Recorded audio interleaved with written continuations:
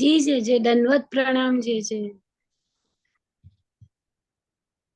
हाँ दंडवत प्रणाम जय जय। दंडवत प्रणाम दंडवत जय जय।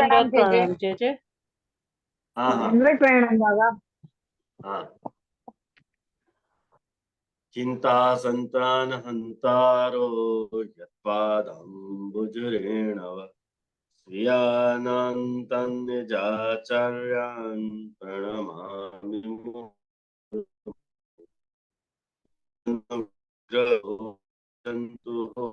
सर्वदुःखातिगो भवेत् तमहं सर्वदा वन्दे श्रीमत्वल्लभनन्दनम् अज्ञानतिमिरान्धस्य ज्ञानाञ्जनशलाकया चक्षुरुन्मीलितं येन तस्मै श्रीगुरवे नमः।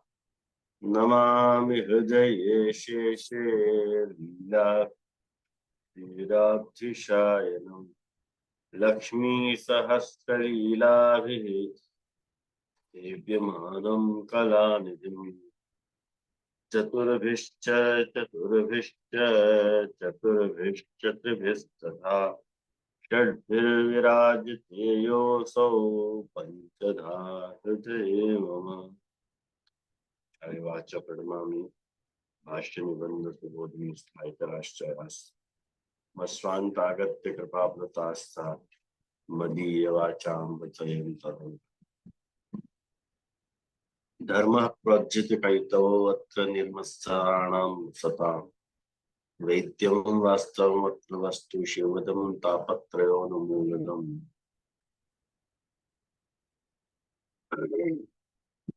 भागवते महामुनिकृते किं वा परैरीश्वरः सद्योरद्यवरुध्यते कृतिभिः निगमकल्पतरोर्गलितं फलं शुकमुखाय अमृतद्रवसंयुतं पिबत भागवत रसमालयं अहो रसिका पुरि भाव।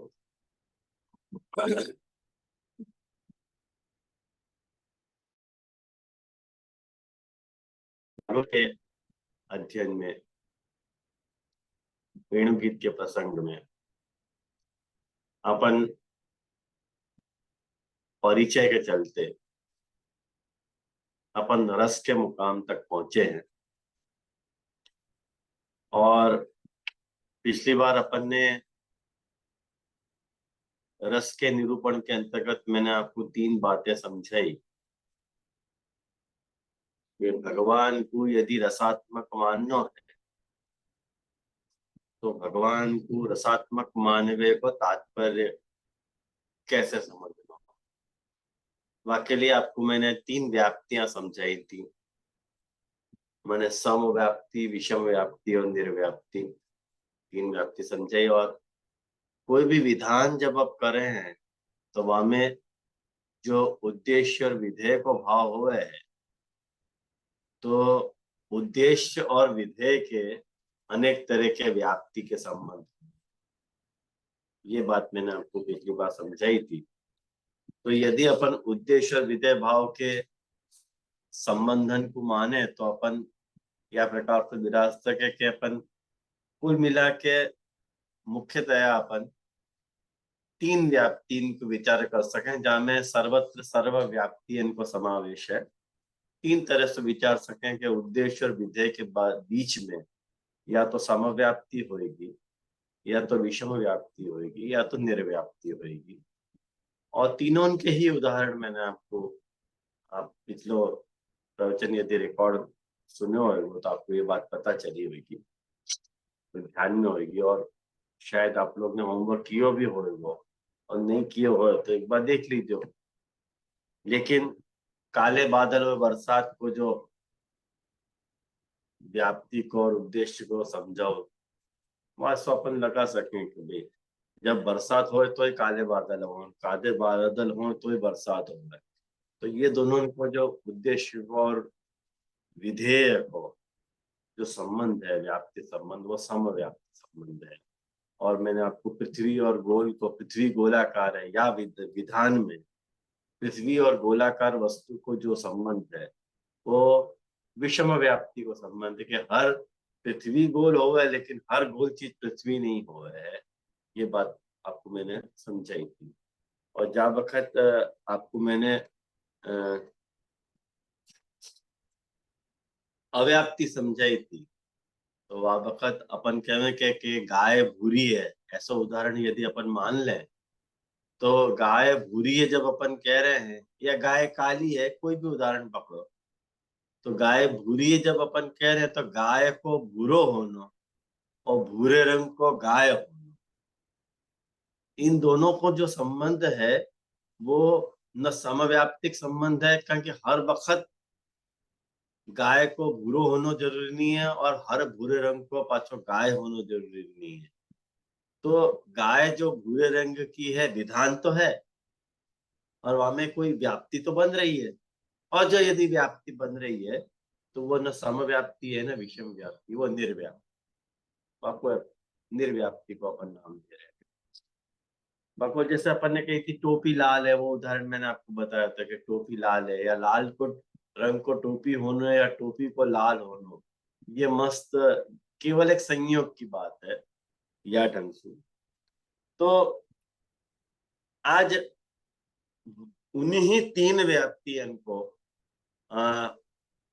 अपन जो है भगवान रसात्मक है या विधान पे उन तीन व्याप्तियन को कस के देखें कि भगवान रसात्मक है जब अपन कह रहे हैं, तो रसात्मक है कौन से आधार पे कह रहे हैं?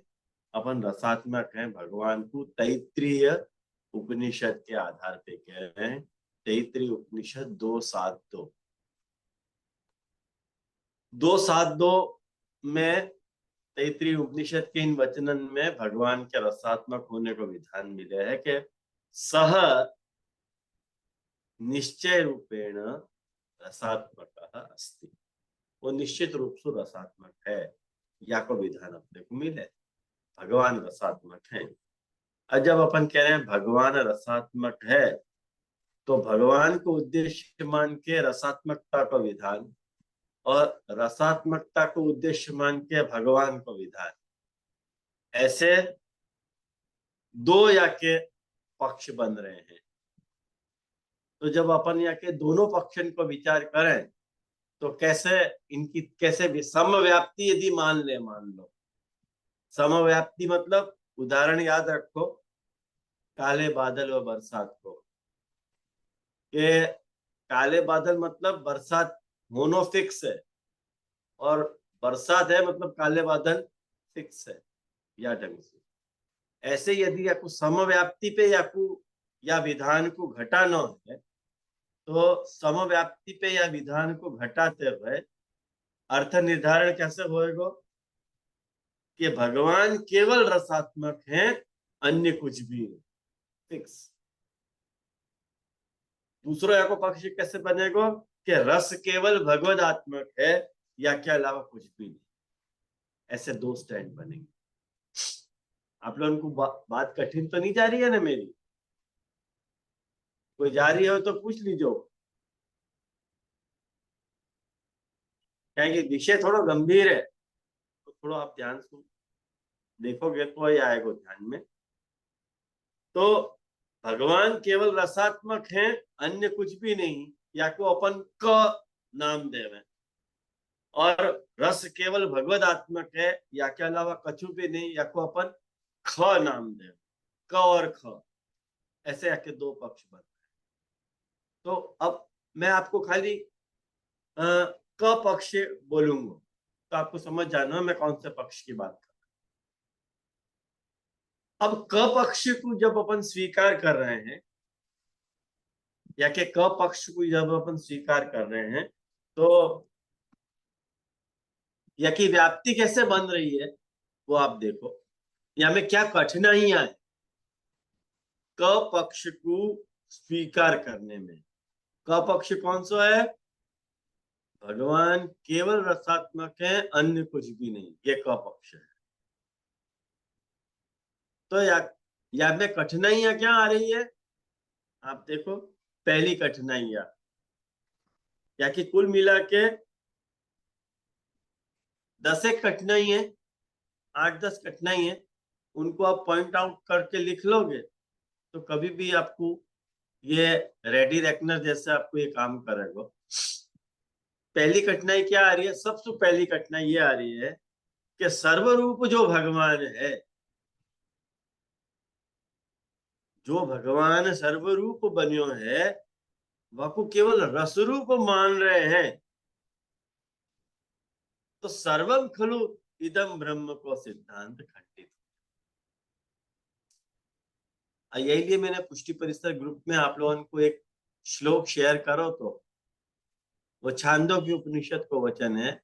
छांदोग्य उपनिषद के मैंने तीसरे अध्याय के 14वें खंड को पहलो वचन है, 3:14। अब हमें ये बात को विधान किया कि सर्वम खलु इदम ब्रह्म।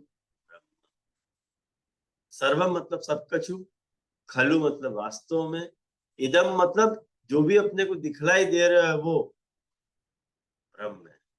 वास्तव में अपने को जो भी कुछ दिखलाई दे रहा है अपनी इन नरी आंखन से, चाहे कोई भी चीज हो, मोबाइल हो, स्टैंड हो, डस्टर हो, कांच हो, कुछ भी, जो भी कुछ दिखलाई दे रहा है वो ब्रह्म है और ब्रह्म के अलावा कुछ नहीं है, ऐसा वेद कह रहा है, श्रुति कह रही है। तो यदि अपन सर्वरूप भगवान केवल केवल रसरूप ही मानेंगे, सर्वरूप नहीं मानेंगे, तो सर्वम खलु इदम ब्रह्म का सिद्धांत खंडित हो जाएगा। सबसे पहली कठिनाई तो ये आ रही है। पॉइंट नंबर टू में अपन ये बात कहना चाह रहे हैं कि चलो याकू ब्रह्मवाद के संदर्भ में मत देखो, रस के संदर्भ में देखो, रस के रसात्मकता के संदर्भ में देखो। तो जब अपन रसात्मकता के संदर्भ में आपको देख रहे हैं, तब मैंने आपको विभावादि सामग्री की बात समझाई है, आलम्बन, उद्दीपन, संचारी और अनुभव वगैरह।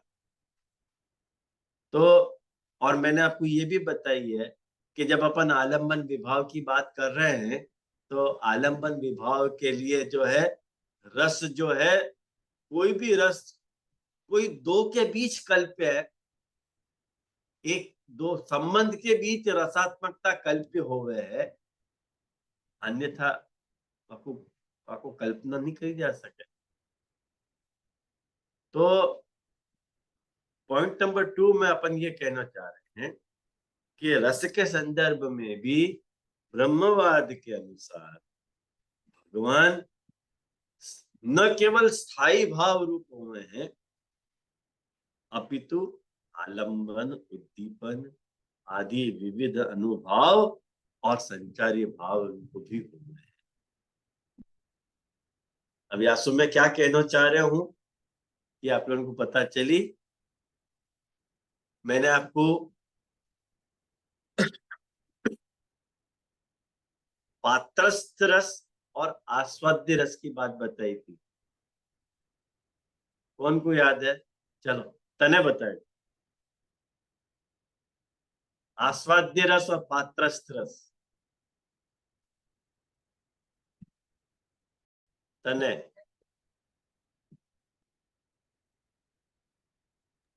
तुमको कही चीज। हाँ, जगह आपको आवाज कट हो रहा है, मैं अभी पूछने वाला हूँ, तो ये सबको हो रहा है कि मेरे को ही हो रहा है? मेरे को नहीं सुनाई दे कट रहा हो है। रही है क्या मेरी आवाज?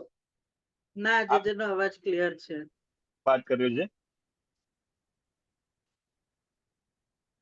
हाँ, मैंने बताई थी पात्रस्थ रस और आस्वाद्य रस क्या है, कौन समझा रहा है? हाँ जी जी, पात्रस्थ रस हाँ, ये संयोगात्मक रस है। और आस्वाद्य रस ये विप्रो विप्रो विप्रो विप्रयोग आत्मक रस है ये। अच्छा, फाइन, बहुत बढ़िया। हाँ, तो देखो जब अपन स्थाई भाव की बात कर रहे हैं, तो स्थाई भाव जो है वो रस है, और वो कैसो रस है? आस्वाद्य। कहें कि जहां बखत देख कोई भी रस की बात ले लो, चाहे वो हास्य हो, करुण हो, रौद्र हो, श्रृंगार हो, विभत्स हो, कोई भी रस हो, वो रस जा बखत आस्वाद्य होए तो वो स्थाई भाव तो वो होवे ना भाई। जा रस के आलम्बन और उद्दीपन की बात चल रही है तो रस को अनुभव कियो जानो, स्थाई भाव तो इनके द्वारा पुष्ट होवे के नहीं। मेरी बात आई कि नहीं समझ में कि कठिन पड़ रही है?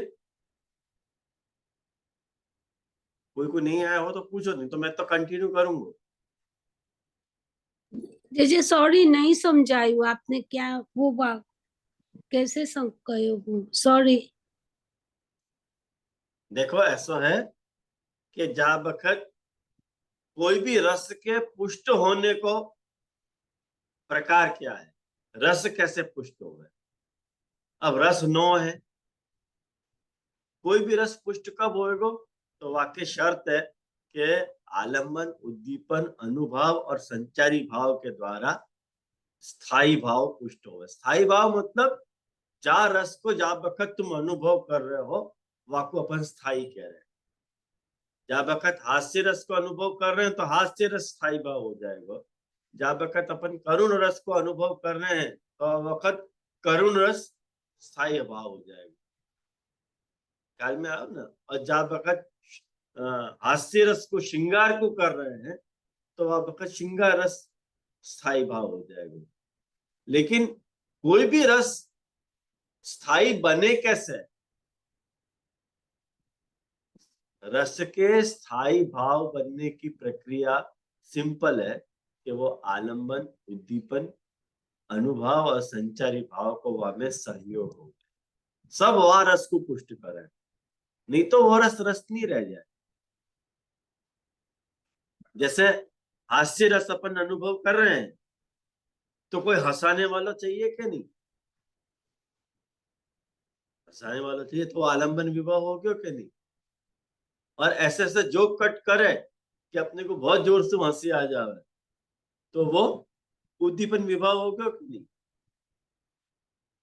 और बीच में अपने को जैसे बहुत सारे कविताएं, बहुत सारे मतलब कवि जो हुए हैं वो कविता अपने को सुना हुए हैं, लेकिन कविता के हिसाब से कविता के माध्यम से जो देश की सिचुएशन है वाकई ऊपर अपने को रुलावे भी है।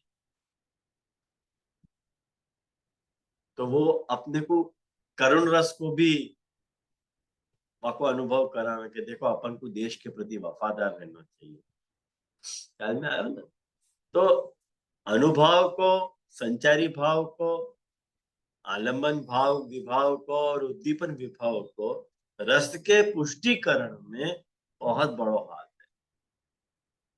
तो जा बखत अपन स्थाई भाव कर रहे हैं वह बखत अपन विप्रयोग की बात कर रहे हैं, और जा बखत आलम्बन उद्दीपन अनुभाव और संचारी भाव की बात कर रहे हैं वह बखत अपन संयोगात्मक रस की बात। तो दोनों मानना पड़ेगा ना। तुम खाली एक मान के बैठोगे तो नहीं चलेगा। जैसे ब्रह्मवाद के अनुसार जो है सर्वरूप भगवान को अपन खाली रसात्मक मान रहे हैं तो सर्वम खुलु इदम ब्रह्म की न्याय सुवा में तकलीफ आ रही है, और रसात्मक मान रहे हैं तो रस शास्त्र के हिसाब से तकलीफ आ रही है। ये बात। तीसरी बात, थर्ड पॉइंट, लीलानुभूति। थर्ड पॉइंट कौन सा है? लीलानुभूति।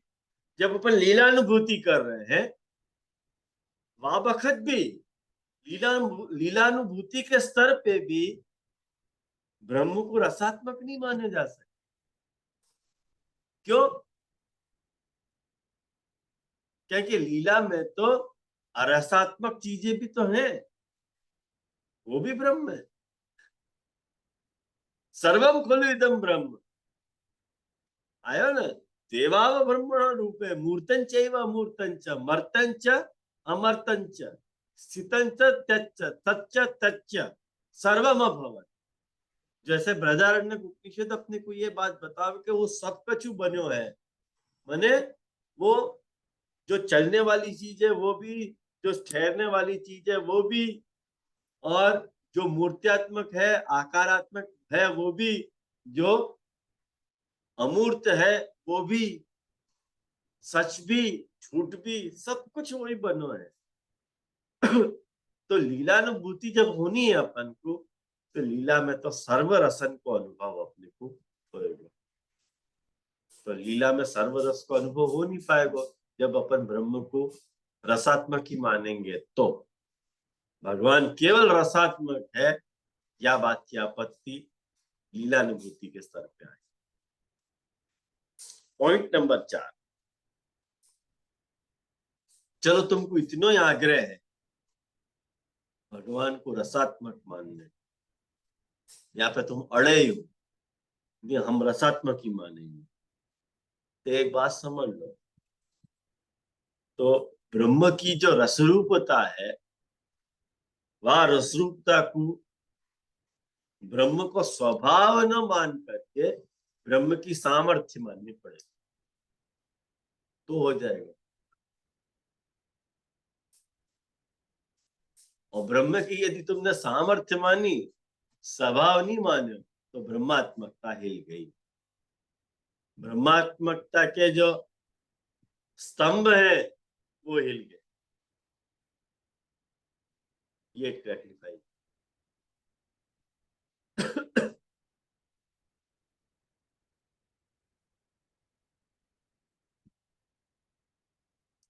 पॉइंट नंबर 5,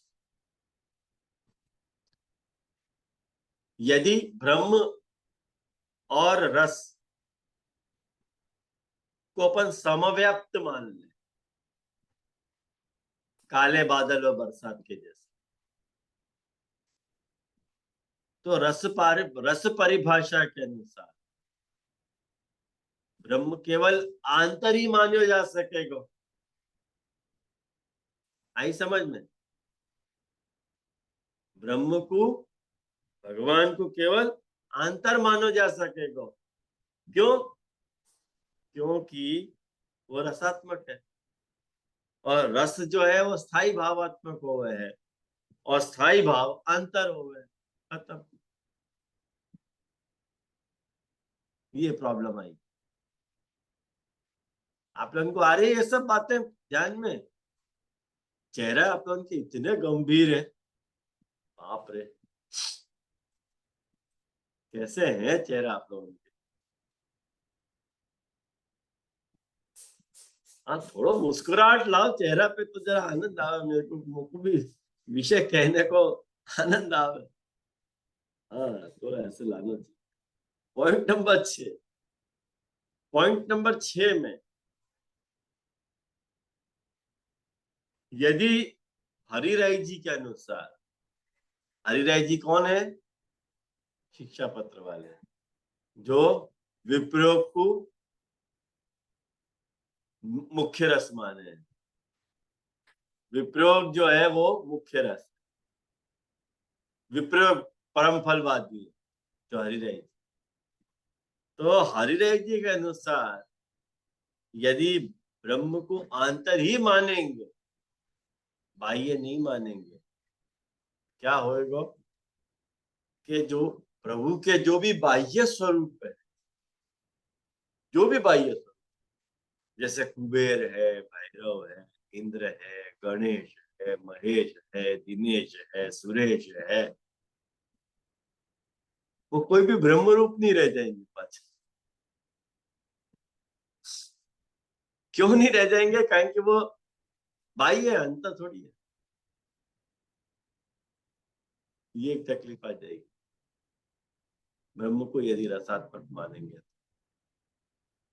देखो, कहने के लिए वाक्य कितना सरल है कि ब्रह्म रसात्मक है, लेकिन छह आपत्ति आके खड़ी है। आप सोचोगे तो आपको ख्याल आएगा ये सब। और मेरा ये दावा है कि आज आपको यह क्लास में तो भारी पड़ने वाला है, ये जब दूसरी बार आप सुनोगे तब आएगा समझ में। विषय है ही कठिन। 7वां पॉइंट, यदि वो रस है, यदि वो रस है, भगवान रसात्मक अपन कह रहे, भगवान रस है, तो रस और ब्रह्म पर्याय नहीं रह जाए। सातवीं आपत्ति आएगी, रस और ब्रह्म को पर्याय नहीं रहे। पर्याय समझे ना?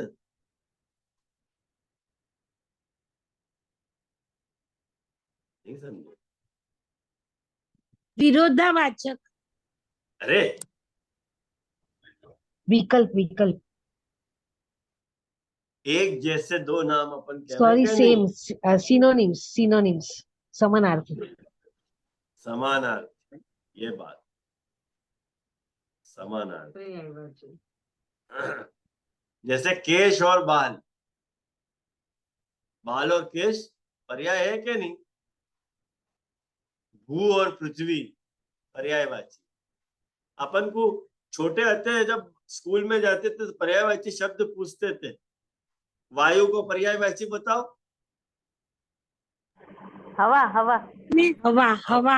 हाँ, हवा, पवन। समीर, पवन। ये सब पर्यायवाची शब्द। तो सातवीं आपत्ति क्या है कि ब्रह्म यदि वो ब्रह्म है तो वो रस और ब्रह्म पर्याय नहीं रह जाएंगे। ब्रह्म तो सब कछु हो गए है, तो तुम रसात्मक कह रहे हो तो फिर ब्रह्म रस तो नहीं है।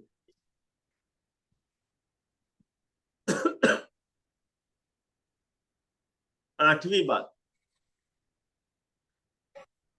रस और ब्रह्म को समव्याप्त मानने के कारण तार्किक बंधन आ जाए। तो रस और ब्रह्म को समव्याप्त यदि मान लियो तुमने तो तार्किक बंधन आ जाएगा, आ ही जाएगा, ऑब्वियस है। मैंने अभी इतनी सारी रामायण तो गाई। 9वें पॉइंट में एज ए रिजल्ट ब्रह्म को सभी रूपन में रसात्मक मानना पड़ेगा। निष्कर्ष रूप में अपन क्या कहना चाहेंगे कि ब्रह्म को सभी रूपन में रसात्मक मानना पड़ेगा और रस को भी सभी रूपन में ब्रह्मात्मक मानना पड़ेगा। एज ए रिजल्ट ये बात अपन कहना चाह रहे हैं। और 10वीं बात, छेली बात, कि ब्रह्म जो है रसात्मक ही नहीं है, रसात्मक भी है। ये बात आप लोग लिख लीजिए, ब्रह्म केवल रसात्मक ही नहीं है, रसात्मक भी है। क्या आई ना समझ में? ही और भी की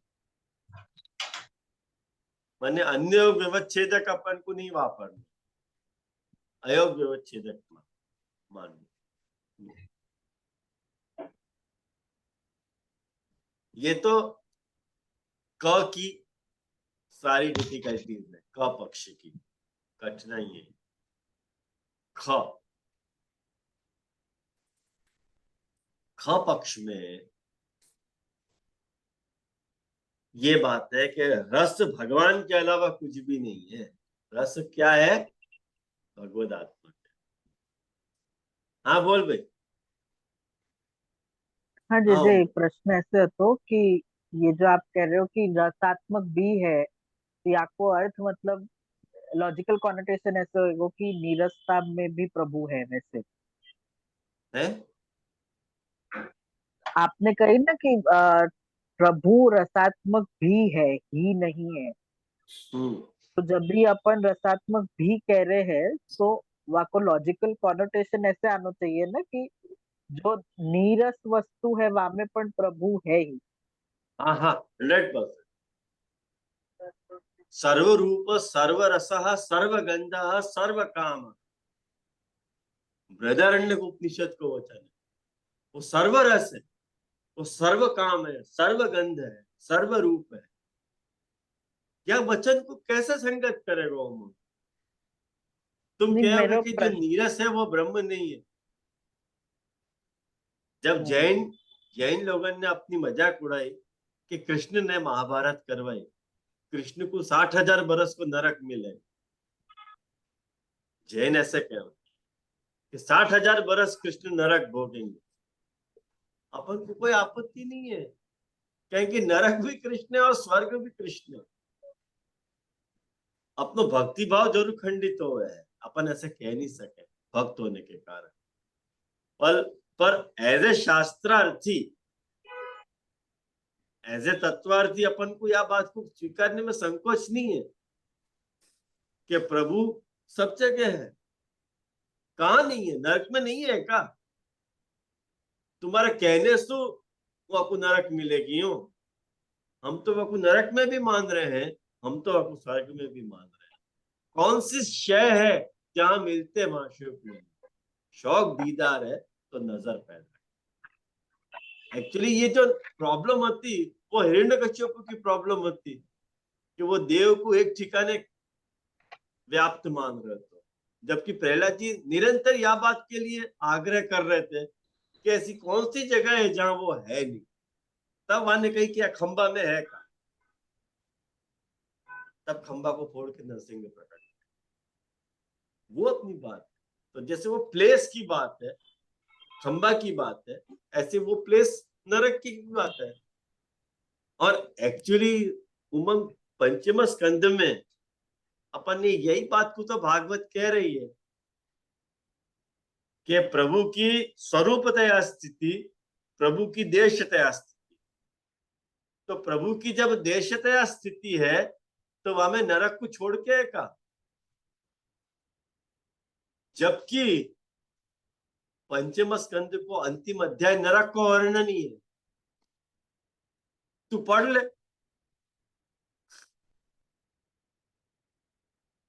वो काय के लिए बताओगे कि प्रभु की वहां पे भी स्थिति है? तुम क्या हमको बताओगे? हम बताएंगे तुम फिर प्रभु की स्थिति कहाँ है। आई ना बात है? हाँ जी, एक्चुअली प्रश्न याली आ रहा था क्योंकि रस भी सर्व सब जगह प्रकट तो है ही। अगर नीरस को भी देखे तो रस वो भी एक प्रकार को रस ही है। ऐसे में थोड़ो वहां में कंफ्यूजन हो रहा तो मुझको कि यदि आप रसात्मक भी अगर हम कहेंगे, पर रस भी तो सर्व जगह है ही। ऐसी कोई बात नहीं है जहाँ रस नहीं है। तो ऐसा कोई उदाहरण आप दे तो ज्यादा इजी हो जाएगा कि कोई ऐसी एक बात एक जैसे नरक में भी अगर हाँ हाँ एक बात समझ लूंगा જે कि પ્રણામ હું કહું એમના ઉત્તરનો જવાબ बोलो। એમાં ઉમંગભાઈ સંકુચિતતા થઈ જશે, એક એક રસમાં જે બંધાઈ જશે। જ્યારે બધા અનુલક્ષીને જ્યારે આપણે વર્ણન કરવામાં આવે તો ભ્રમની અનંતતાનો એ થાય। બસ એટલો જ જવાબ। બરાબર છે જે उमंग ने पूछो तमे, હું તો કન્વિન્સ છું તમારાથી। ઉમંગભાઈ નહીં, મારો એ જ અર્થ છે સંકુચિત થઈ ક્યાં રહ્યું છે જયારે રસાત્મક સર્વ ચીજ છે। એવું કઈ રસની બહાર છે જેની વાત આપણે નથી કરી રહ્યા, જે પ્રભુ જે બની શકે। જે રીતે આપણે જગતની વાત કરીએ તો હા, પ્રભુને અગર આપણે જગતાત્મક કહીએ ને જગતમાં જ વિલીન કહીએ તો આખું બ્રહ્માંડ છે, આખું સંસાર છે, જેટલો મોટો સંસાર છે એનાથી બી ઉપર પ્રભુ છે। એ આનંદની ગણનામાં એ વાત આવે જ છે। પણ આનંદની ગણના પણ અગર આપણે જોઈએ જે તૈત્તિરીય ઉપનિષદ જ કરે છે, આનંદ મનુષ્ય પરથી લઈ ને પુરુષોત્તમ સુધીનો છે। તો બધે આનંદ તો છે જ, ભલે તિરોહિત રૂપમાં છે, એટલે રસ તો બધે જ પ્રકટ છે। મારો અર્થ એમ હતો કે એવું બરાબર કઈ છે જે રસની બહાર છે। બરાબર છે તમારી વાત, પણ દાખલા તરીકે તમારો જ દાખલો લઈએ કે તમે ઉમંગભાઈ એકલા એ છો કે ના હું પુત્ર જ છું, તો એટલો જ પુત્ર છે એટલાથી નહીં થાય। તમે કોઈના ભાઈ પણ છો, કોઈના છે તે પતિ પણ છો। તો જે રીતે મનુષ્યનો આપણે એક્ઝામ્પલ લઈએ કે એને એક કક્ષામાં આપણે બાંધી નથી શકતા, તો પછી ભગવાનને કેવી રીતના એક જ એમાં આપણે બાંધી શકીએ એ અર્થ। તો બીજી કક્ષા કઈ છે? રસ સિવાય બીજી કક્ષા કઈ છે? મારો જો ઉપર પ્રશ્ન એ છે। પણ રમણની તો અનેક કક્ષાઓ આવશે ને। દાખલા તરીકે એક બધામાં જ રસ છે શૃંગાર રસ, પણ એની અંદર 10 રસ આવી રહ્યા છે કે નહીં? શૃંગાર રસ એક છે, પણ એની અંદર કરુણ રસ આવી રહ્યો છે, બીભત્સ રસ પણ તો પ્રભુને બીભત્સ રૂપથી પણ વર્ણન કરી શકાય, અનાર રૂપથી પણ. તો એ જે વેરાયટી આવી રહી છે એ તમે એકલો જ રસ કરશો તો એમાં વેરાયટી નહીં આવી શકે, એટલે સંકુચિતતા બ્રહ્મની થઈ જશે. એવું હવે જે श्रृंगार रस की तो बात, मारो सिंपल क्वेश्चन जे मेरे सिर्फ यही प्रश्न है, मैं सारे रस को स्वीकार करूँ हूँ, कोई ना कोई रूप में कोई ना कोई रस कहीं ना कहीं कोई ना कोई जगह पे प्रकट है, पर ऐसी कोई स्थिति है जहाँ रस प्रकट नहीं है? क्योंकि रस जहाँ प्रकट नहीं है वहां को भी नीरस को एक रस मान सके अपन। तो मैं ये बहुत समझने सारी की कोशिश जगह कर जहाँ रहा हूँ। रस प्रकट नहीं है, हाँ हाँ, आप बताइए। बहुत सारी जगह जहाँ अपने को रस प्रकट नहीं हुआ है, तू खुद ही सोच ले, गिनावे की क्या जरूरत है? तो उदाहरण तो को ध्यान में आ रहा है कि नहीं आ रहा है? कोई को आ रहा है उदाहरण ध्यान में?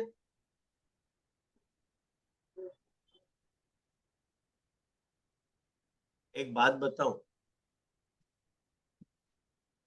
लोक की दृष्टि से जैसे जैसा लौकिक भाव जो है वो अरसात्मक है कि नहीं?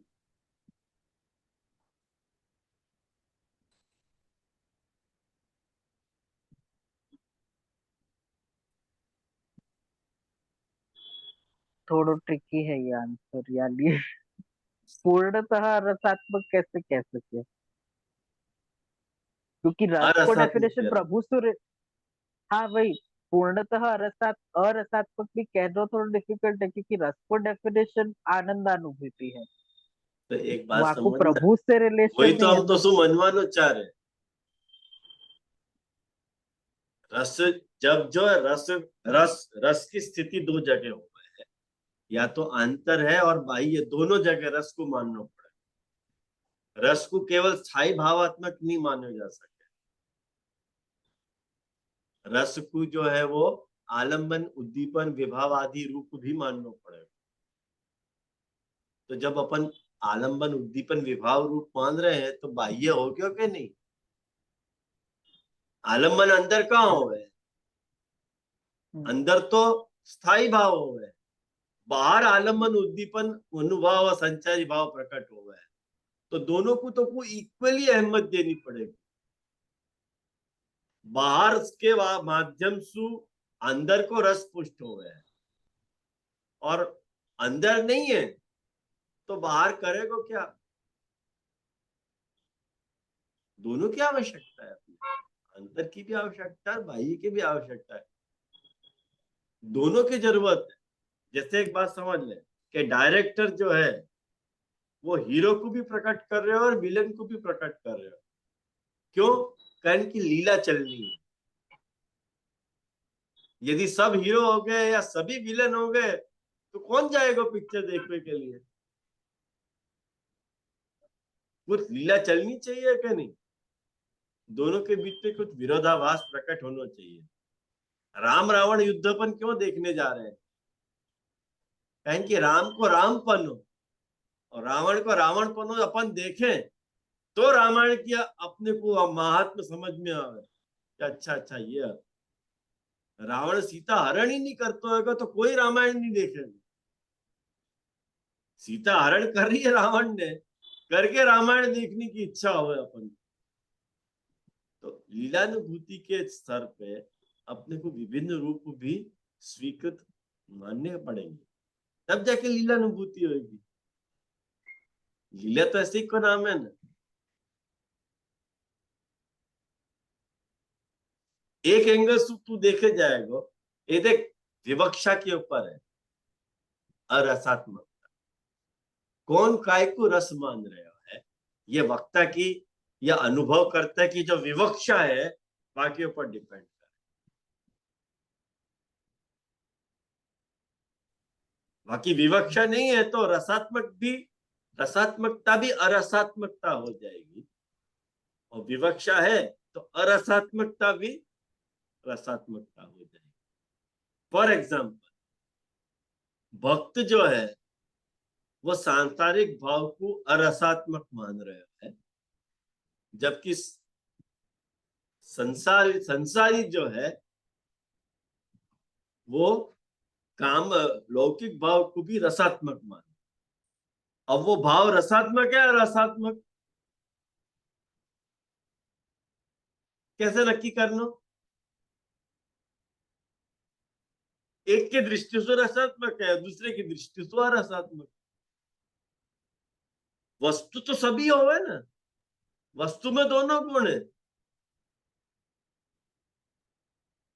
भूमि अपने आप में देख कॉमन वस्तु है, भूमि अपने में दोनों को धारण कर रही है, स्मशान भी धारण कर रही है और मंदिर भी धारण कर रही है, जुआ खाना भी धारण कर रही है और स्कूल को भी धारण कर रही है। अबे भूमा की पत्नी है तो ये विरोधाभास वाले गुण भूमि में भी आ ही रहा है,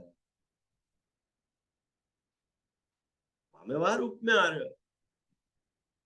वस्तु में तो सभी गुण है, तुम कौन सा गुण ले रहे हो ये बताओ, अपनी विवक्षा क्या है? अपन जो है अपन को वैसे रसात्मकता अनुभव होगी। और कोई ऐसे भी तो रह सकते हैं कि रसात्मकता में रहते हुए भी रसात्मकता का अनुभव करे, जैसे कमल रहे, कमल कीचड़ में तो रहे, लेकिन कैसे रहे? निर्मल एकदम अलेपाय। जैसे कबीर के लिए कहा जाए ना कि जस की तस रख दी चदरिया, चदरिया झीनी रे झीनी, ऐसे ही है ना कबीर को दुआ, चदरिया झीनी रे झीनी। भाई जैसी उड़ाई थी ऐसे कैसी रख दी कबीर ने, सबकी सामर्थ्य नहीं है ऐसी।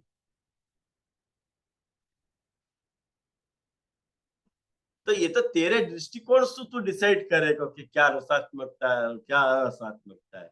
वही चीज रसात्मक होते हुए भी अरसात्मक हो जाएगी और अरसात्मक होते हुए भी रसात्मक। जैसे परिवारोपम व्यक्ति भी अपने समर्पण के कारण, यदि अपने के समर्पण में वो सहायभूत है तो अपरिवारोपम हो जाए।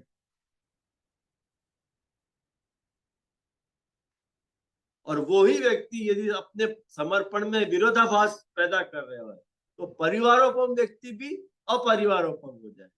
और बाहर को व्यक्ति अपने को सेवा में सहायभूत हो रहे हो तो अपारिवारिक होते भाई भी परिवारोपम। तो व्यक्ति परिवारोपम है क्या अपरिवारोपम में, कैसे नक्की करना? नक्की करने का क्राइटेरिया क्या है?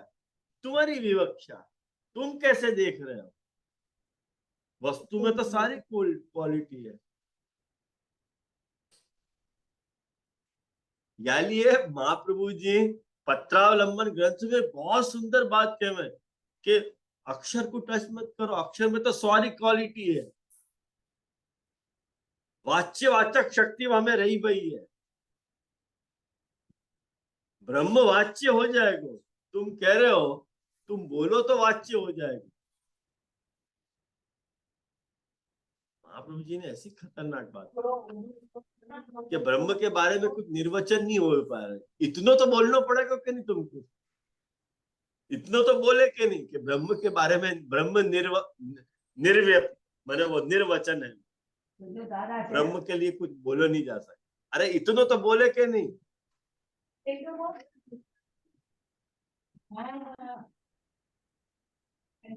आया ना ध्यान में? हाँ बहुत जी अच्छा जी, ये प्रश्न। थोड़ो क्लियर यहाँ में हो गयो जब भी आपने वो परिवार वाली बात कही ना, वहां में एनालॉजी लग गई कि जाकू हम अपरिवार भी मान रहे हैं, वाकू हम अब्राह्मिक नहीं मान सकते। इन शॉर्ट, जो अपनो परिवार भी अपन नहीं मान रहे, भले समर्पण दृष्टिकोण से नहीं है, तो जाकू म्लेच्छ भी मान रहे। इन शॉर्ट, म्लेच्छ भी मान रहे हैं, तो वैसे नहीं कह सकते कि वो अब्राह्मिक है, क्योंकि अपने लिए वो अरसात्मक है, पर प्रभु तो वहां विराजमान है। यही बात, यह बात को मैं अभी कल गुसाई जी का उत्सव है ना, कल अपना विषय वो है, मैं बताऊंगा ऊपर। यह विषय पे बहुत अच्छी चर्चा अपन कर लेंगे। तो ख ख पक्ष में रस भगवान के अलावा कछु भी नहीं है। जब अपन ये मानेंगे तो युक्तियन को क्रम तो 1 to 10 सेम रहेगा, कोई बदलाव नहीं। अब एक उल्लेखनीय बात या मैं अपन को जो कहनी है वो ये कहेंगे अपन कि या युक्ति के बल पे, कौन सी युक्ति के बल पे, के रस भगवान के अलावा कुछ भी नहीं। बोलाव बोलाव करो तो करो। उषा भी म्यूट कर देना। या युक्ति के बल पे तो रस मात्र, अब देख तू ठहर, अब उमंग तू देखियो कि जो विभत्स रस है वो भी रस है।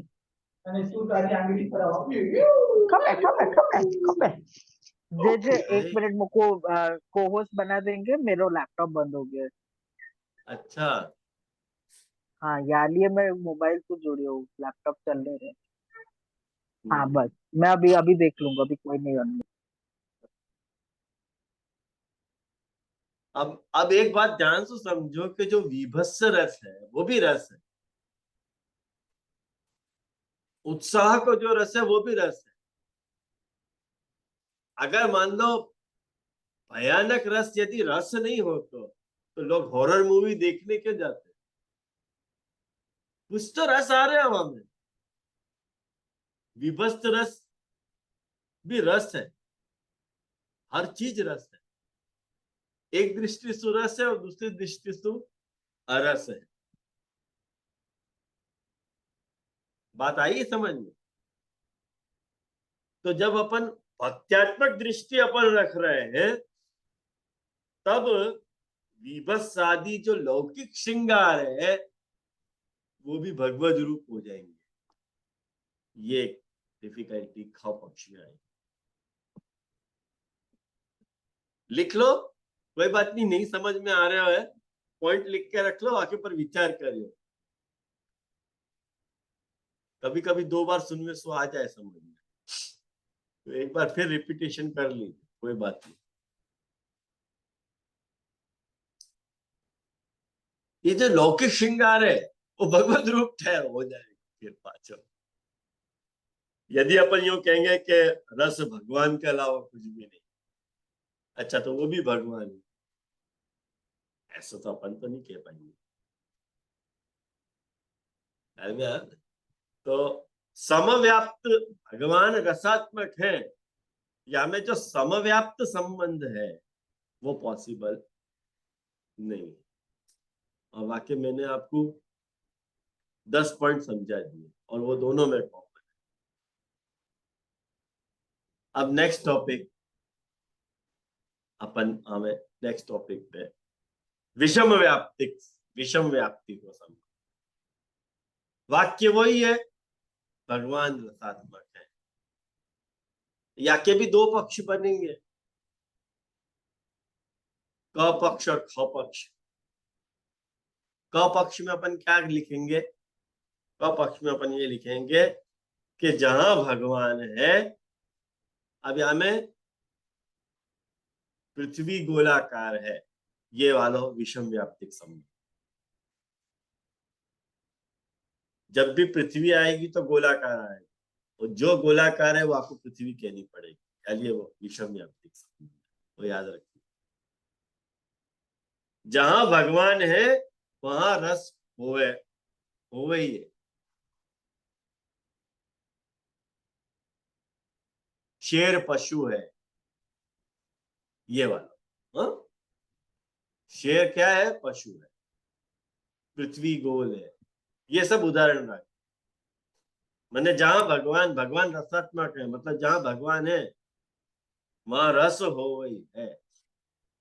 और ख पक्ष क्या बनेगा कि जहां रस है वहां भगवान हो।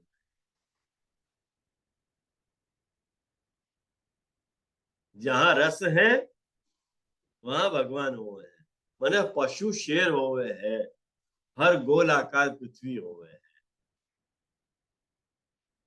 ये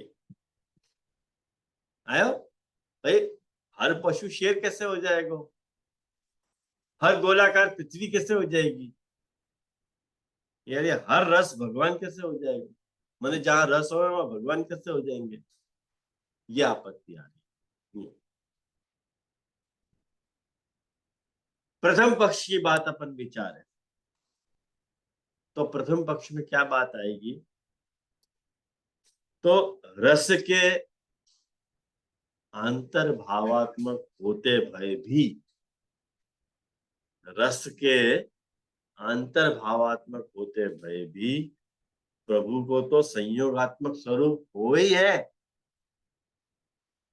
जब अपन कह रहे हैं भगवान, जहां भगवान है वहां रस हो गए है, और रस कहाँ हुए है, अंतर में।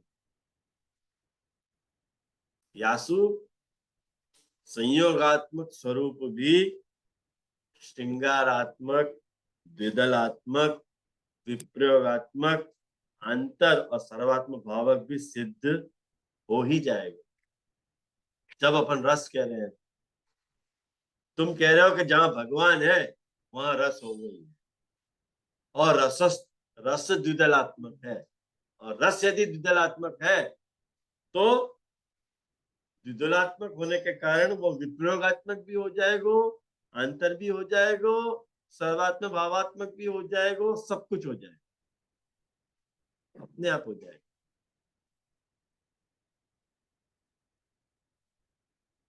दो की बात विचारो कि जहां रस है वहां भगवान हो गए, तो क्या होएगा, तो ये कथन निरर्थक है, असंगत हो जाएगा। क्यों हो जाएगा असंगत, क्योंकि सभी रसात्मक वस्तुवन को भगवान नहीं कहा जा सकते, सभी रसात्मक वस्तुवन भगवान नहीं कहा जा सकता। अब ये बात देखो ध्यान में, नई बात है,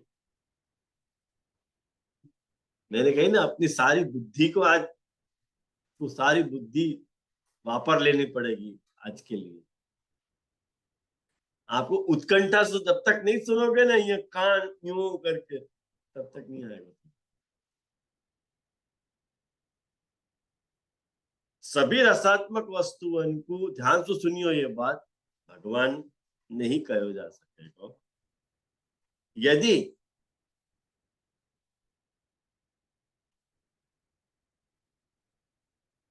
या को सार्थक बनाना हो या वाक्य को कि रस जहां हो, जहां रस है वहां भगवान हो, तो वहां में अपने को कुछ ये या वो जैसे विशेषण लगाने पड़ेंगे, तब जाके वो वाक्य सार्थक बने। जैसे कुछ पशु शेर हो, ये पशु शेर, वो पशु शेर है, तो ये अपने को वो विशेषण लगाना पड़े कि नहीं, तब जाके वो वाक्य सार्थक बनो, नहीं तो वो वाक्य निरर्थक हो जाए। ऐसे कुछ रस है जहां भगवान हो गए, ये रस है वहां भगवान, ये विषम व्याप्ति भी बैठेगी नहीं जब तक आप ये वो कुछ ऐसा विशेषण नहीं लगाओगे।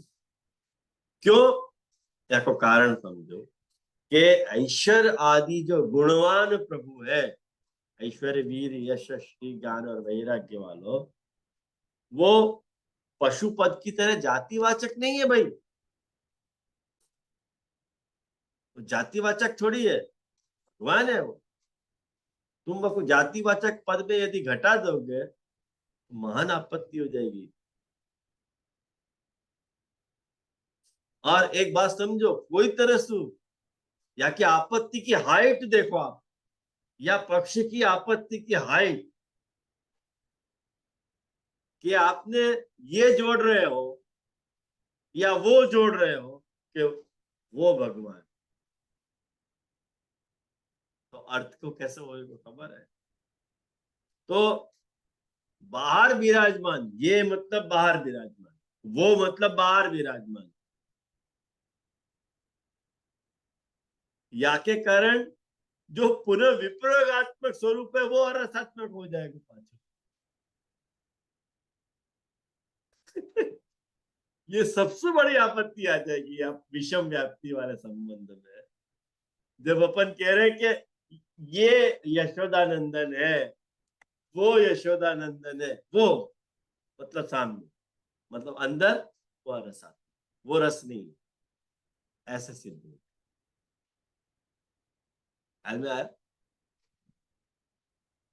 तो ये अपन ने समव्याप्ति को और विषम व्याप्ति को देखो। निर्व्याप्ति को भी बाकी 11 पॉइंट है, तो मुख नहीं लगे अपन आज पूरा कर पाएंगे, तो आज अपन यहाँ रखें, क्योंकि बहुत भारी डोज नहीं देना चाहूं मैं, आज अपन इतने रखें। नेक्स्ट क्लास में अपन निर्व्याप्ति को करके ये अपन इंट्रोडक्शन को पार्ट अपन पूरा करेंगे, और फिर आनंद सु अपन वेणुगीत के प्रारंभ पे जाएंगे। इतनी बात आपके दिमाग में स्थिर हो जानी चाहिए कि ये बात ऐसी ऐसी है।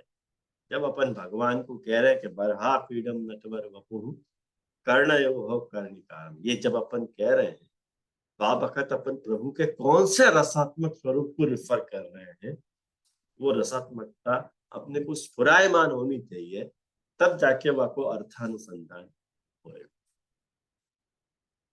तो मैं तो यहाँ रखे अपन, कुछ हमें प्रश्न भी हो तो पूछ सको।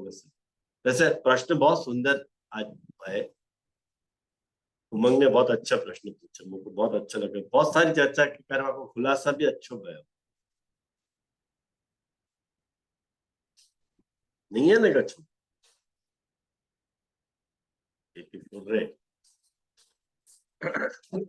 जे एक हाँ एक छोटोसं प्रश्न वैसे होतो की हाँ बोलना।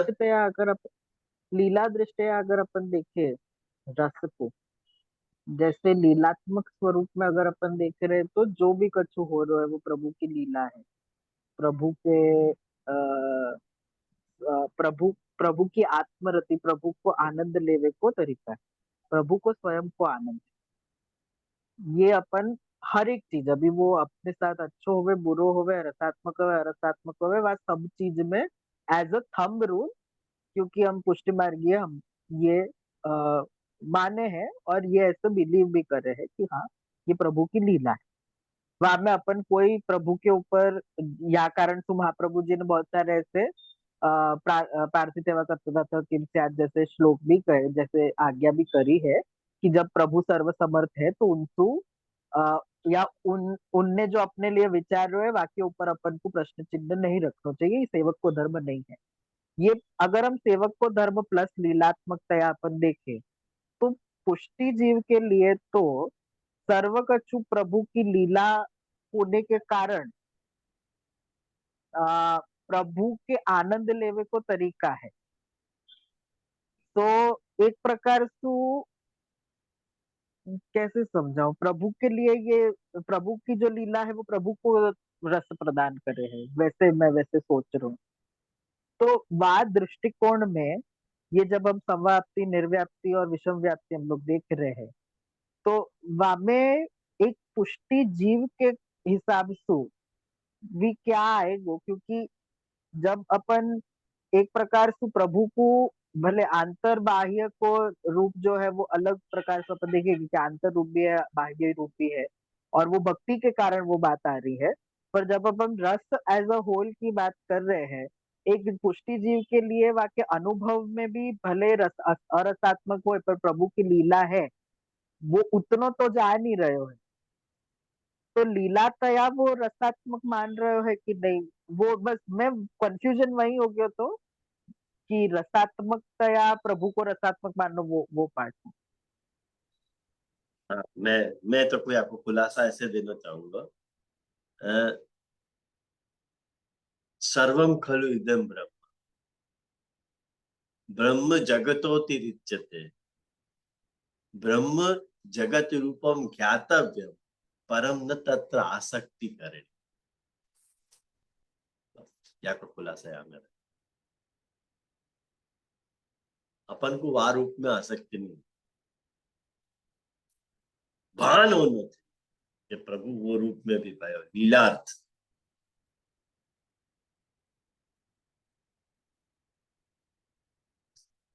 ये वाला खुलासा है। थोड़ा डिटेल करिए प्लीज। वो एकदम ऐसे पहुंच गए हैं वहां पे, ऐसे हृदयारूढ़ होने के लिए थोड़ा डिटेल चाहिए और कुछ नहीं। अपन वाकू खाली समझ के लेवल पे रखे, आसक्ति के लेवल पे नहीं लेते। जो अरसात्मकता की जो तू पूछ रहे हो यहां तक रखे, यहां तक नहीं लेते। ब्रह्म रूप जगत ज्ञातव्य इति न तत्र आसक्ति करनी। महाप्रभु जी ने ये बात बताई। अपन तो महाप्रभु जी की बात कहेंगे और एकदम परफेक्ट बात है महाप्रभु जी की, हमें तो कोई दो राय ही नहीं, सच्ची बात। क्योंकि वहां पे यदि अपन रसात्मकता ढूंढ लेंगे यदि तो फिर अपनो विषयानंद प्रकट हो जाएगा, भजनानंद प्रकट नहीं हो जाएगा। और अपने को वाकू लीला भी माननी है तो वाकू ज्ञान के लेवल तक अपन रखेंगे। जैसे अपन कोई की कृति को सराहे तो कृति को सराह देंगे, बहुत सुंदर जगत बना हमारा, पर मुझको वहां में मर्स नहीं है, रस आप में। वो रसात्मक होते हुए भी मेरे लिए वो रस रूप नहीं है, फिर वो दृष्टिकोण कोई प्रश्न है। लेकिन ज्ञानी को ऐसा नहीं लगेगा, पाछे देखे ज्ञानी को ऐसा नहीं लगेगा, वो दुष्ट वहां पे तो वही रसात्मक लगेगा, भक्तात्मक स्वरूप अरसात्मक लगेगा कि नहीं नहीं नहीं, अपने वहां के साथ कैसा संबंध हो जाएगा। अपन कहेंगे कि वो सर्व काम सर्व रस सर्वगंध है, सर्व रूप है। ज्ञानी कहेगा नहीं, वो अकाम है, अरूप है, अगंध है, ऐसे कहेंगे। विरोधाभास। फिर वो दृष्टिकोण की बात आई।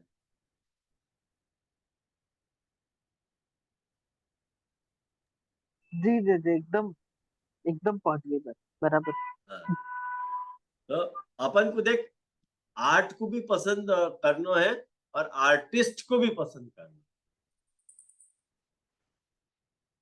लेकिन वाकई आर्ट को यहाँ रखना है, आर्टिस्ट को यहाँ रखना।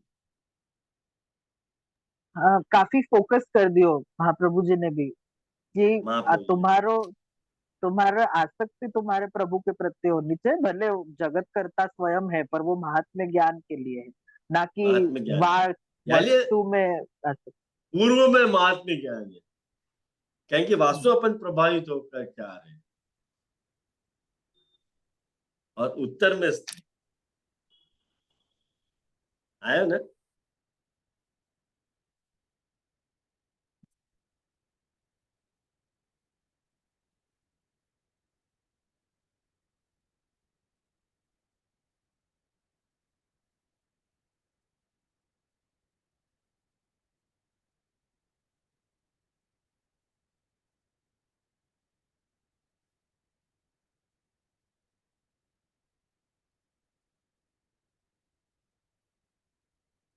हम तो श्री विठल नाथ उपासी,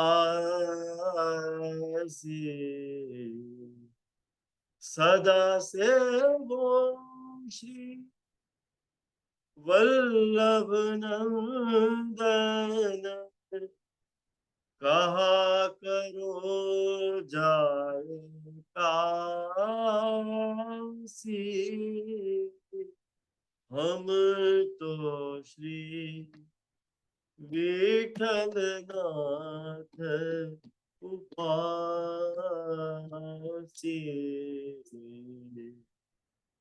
छाड़नाथ जो और रुचि उपजत, सो कहिए असुरासी। देख छांड रास को असुरासी कह रहे, भाई जाकू छान रहे हो वो रसात्मक नहीं है क्या? है, पर छांडनाथ जो और रुचि उपजत सो कहियत असुरासी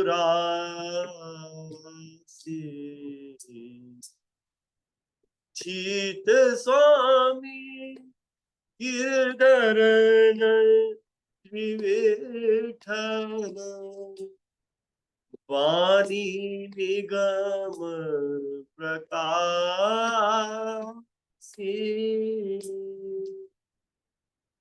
वाणी निगम प्रकाशी हम तो श्री विठल नाथ उपासी।